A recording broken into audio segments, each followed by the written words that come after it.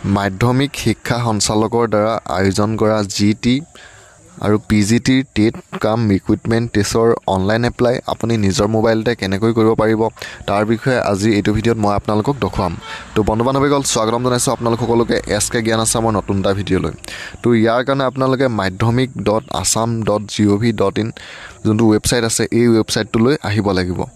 তাৰপিছত এই ৱেবছাইটটোলৈ অহাৰ পিছত আপোনালোকৰ সন্মুখত এনেদৰে ওলাব। তো ইয়াত online application for the post graduate teacher তাৰ কাৰণে আপোনালোকে ওপৰৰ লিংকটোত ক্লিক কৰিব। তাৰপিছত online application are hereby invite with contextual teacher under secondary education Assam. তো ইয়াৰ কাৰণে আপোনালোকে ছেকেণ্ডটোত ক্লিক কৰিব। ছেকেণ্ডটোত আপোনালোকে ক্লিক কৰাৰ লগে লগে পিছৰ পেজটো আপোনালোকৰ সন্মুখত এনেদৰে আহি যাব। তো ইয়াত যোনটো লিংক দেখিছে আপোনালোকে ইয়াত ক্লিক কৰিব আৰু ইয়াত ক্লিক কৰাৰ লগে লগে আপোনালোকৰ সন্মুখত এনেদৰে আহিব। ইয়াত যোনটো অ'পেনৰ অপশ্যন আছে অ'কে অপশ্যন আছে আপোনালোকে অ'কেত ক্লিক কৰিব। তো ইয়াত আপোনালোকে অ'কেত ক্লিক কৰিব আৰু অ'কেত ক্লিক কৰাৰ লগে লগে আপোনালোকৰ সন্মুখত পিছৰ পেজটো এনেদৰে আহি যাব। তো ইয়াত এপ্লিকেশ্যন ফৰ্ম লগ ইন। তো প্ৰথম আপোনালোকে ইয়াত যোনটো এপ্লিকেশ্যন ফৰ্মৰ অপশ্যন আছে আপোনালোকে এপ্লিকেশ্যন ফৰ্মত ক্লিক কৰিব আৰু এপ্লিকেশ্যন ফৰ্মত ক্লিক কৰাৰ লগে লগে আপোনালোকৰ সন্মুখত এনেদৰে আহি যাব। তো ইয়াত কি ডকুমেণ্টছ আপোনালোকৰ দৰকাৰ হ'ব এই সকলোবোৰ ইয়াত এনেদৰে দি দিয়া আছে। এইখিনি এবাৰ চাই আপোনালোকে নেক্সটত ক্লিক কৰিব আৰু নেক্সটত ক্লিক কৰাৰ লগে লগে পিছৰ পেজটো আপোনালোকৰ সন্মুখত এনেদৰে আহি যাব। তো ইয়াত আপোনালোকৰ আপোনালোকৰ স্কুলৰ যোনটো শিক্ষা সেতু এপছ আছে তাৰ যোনটো আপোনালোকৰ ডাইচ কোড হয় সেই ডাইচ কোডটো আপোনালোকে ইয়াত মাৰি চাৰ্চত ক্লিক কৰিব আৰু চাৰ্চত ক্লিক কৰাৰ লগে লগে আপোনাৰ নামটো যেতিয়াই চাৰ্চত ক্লিক কৰিব তেতিয়াই আপোনাৰ নামটো ইয়াত আহি যাব। শিক্ষা সেতু এপছৰ আইডিটো মৰাৰ লগে লগে আপোনাৰ নামটো ইয়াত এনেদৰে আহি যাব। তো ইয়াত আপোনালোকে নিজৰ দেউতাৰ নামটো দিব লাগিব, তাৰপিছত আপোনালোকৰ মাৰ নামটো দিব লাগিব, তাৰপিছত জেণ্ডাৰটো দিব। তাৰপিছত আপোনালোকক সুধিছে do you have registration number of employment exchange of Assam. যদি আপোনালোকৰ এমপ্লয়মেণ্ট এক্সচেঞ্জৰ ৰেজিষ্ট্ৰেশ্যন কৰা নাই তেতিয়াহ'লে আপোনালোকে ইয়াত কৰা আছে নাই ইয়াত সুধিছে। যদি কৰা আছে আপোনালোকে ইয়াত য়েছত ক্লিক কৰিব আৰু যদি নাই ন'ত ক্লিক কৰি দিব।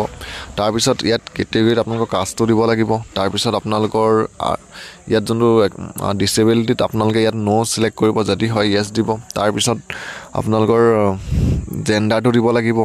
তাৰপিছত আপোনালোকৰ ইয়াত এক্স ছাৰ্ভিচমেন যদি হয় য়েছ দিব, নহ'লে ন' দিব। তাৰপিছত এপ্লিকেণ্ট ডেট অফ বাৰ্থ আপোনাৰ যোনটো জন্মৰ তাৰিখ হয় সেইটো দিব, নেশ্যনেলিটিটো দিব, তাৰপৰা ৰিলিজনটো দিব। তাৰপিছত পাৰ্মানেণ্ট ৰেচিডেণ্ট অফ আছাম ইয়াত য়েছত আপোনালোকে টিক কৰিব। তাৰপৰা লেংগুৱেজ অফ ইয়াত আপোনালোকৰ লেংগুৱেজটো চিলেক্ট কৰিব। তাৰপিছত অসমীয়া বাদ দি আকৌ আপোনালোকে ইয়াত বেলেগ এটা লেংগুৱেজ দিব লাগিব, সেইটো ইয়াত চিলেক্ট কৰি দিব। তাৰপিছত আপোনালোকে ক্লাছ 10ৰ মিডিয়ামটো কি আছিলে সেইটো দিব। তাৰপিছত ইয়াত সুধিছে আধাৰ কাৰ্ড আছে নাই, যিহেতু আধাৰ কাৰ্ডত ইয়াত আপোনালোকে য়েছ দিব। তাৰপিছত তলত পান কাৰ্ডৰ নাম্বাৰটো দিব। তাৰপৰা ইয়াত আপোনালোকৰ মেৰিটেল যোনটো ষ্টেটাছ হয় সেইটো দিব আৰু এই সকলোবিলাক দি হোৱাৰ পিছত আপোনালোকে তলত এড্ৰেছত দিব লাগিব। আপোনালোকে প্ৰথম গাঁওখনৰ নাম দিব, ছেকেণ্ড ডাকঘৰ, তাৰপিছত পিনক'ড, তাৰপিছত তলত ভিলেজৰ নাম দিব, পুলিচ ষ্টেচনটো কি হয় সেইটো দিব, তাৰপৰা পিনক'ডটো দিব, তাৰপৰা আপোনালোকৰ ডিষ্ট্ৰিক্টৰ নামটো দিব। আৰু যদি আপোনালোকৰ পাৰ্মানেণ্ট এড্ৰেছে লগত প্ৰেজেণ্ট এড্ৰেছ একেই হয় তেতিয়া ইয়াত আপোনালোকে টিক মাৰ্কটোত ক্লিক কৰি দিব আৰু যদি বেলেগ হয় তেতিয়া আপোনালোকে ইয়াত আকৌ ইয়াত টিক কৰিব। আৰু যদি এড্ৰেছটো আপোনালোকৰ বেলেগ হয় তেতিয়া ইয়াত টিক কৰি দিব আৰু যদি একেই হয় তেতিয়া আপোনালোকে ইয়াত টিক নকৰিলেও হ'ব। তাৰপিছত কণ্টেক্ট ইনফৰমেশ্যনত আপোনাৰ যোনটো মোবাইল নাম্বাৰ হয় সেই মোবাইল নাম্বাৰটো দিব আৰু মোবাইল নাম্বাৰটো দি যেতিয়া আপোনালোকে চেইন OTPত ক্লিক কৰিব তেতিয়া আপোনাৰ মোবাইলটোত এটা OTP যাব আৰু সেই OTPটো আপোনালোকে ভেৰিফাই OTPত ক্লিক কৰিব। তাৰপিছত তলত আহিলে আপোনালোকৰ ইমেইল আইডিটো ইয়াত আপোনালোকে দিব লাগিব। তাৰপিছত সুধিছে NCC sport fine arts and cultural এক্টিভিটিত যদি আপোনালোকৰ আছে য়েছ দিব আৰু যদি নাই আপোনালোকে এইকেইটাত ন' দিব। আৰু এই সকলোবিলাক দি হোৱাৰ পিছত তলত আহিলে আপোনালোকৰ প্ৰথম SSLCত আপোনালোকে কিমান নম্বৰ পাইছিলে দিব লাগিব, মাৰ্ক অফ 10ত। তাৰপিছত আপোনালোকৰ টোটেল মাৰ্ক কিমান আছিলে, পাৰ্চেণ্টেজটো কিমান, ইয়েৰ অফ পাছিং কোন চনত পাছ কৰা, ৰোল নংটো দিব SSLCত, তাৰপৰা কোনখন স্কুলৰ পৰা পাছ কৰিছিলে, তাৰপিছত আপোনালোকৰ বৰ্ডখন ইয়াত দিব লাগিব। তো SSLC দি হোৱাৰ পিছত আপোনালোকে হায়াৰ ছেকেণ্ডেৰী ৰিপৰ্ট দিব লাগিব। আপোনালোকে একেধৰণে দিলেই হ'ব। ইয়াত কিমান পাইছিলে আৰু কিমান নম্বৰ ভিতৰত হৈছিলে আপোনালোকৰ বৰ্ডখনৰ নাম। তাৰপৰা এই সকলোবিলাক দি হোৱাৰ পিছত আপোনালোকে গ্ৰেজুৱেশ্যন ডিগ্ৰীত আপোনালোকে আকৌ দিব লাগিব কিমান নম্বৰ পাইছিলে, টোটেল মাৰ্ক কিমান আছিলে আৰু কেতিয়া পাছ কৰা, মোড অফ কোৰ্চটো ৰেগুলাৰ আছিলে নে আপোনালোকৰ ODL এইটো আপোনালোকে ইয়াত দিব লাগিব।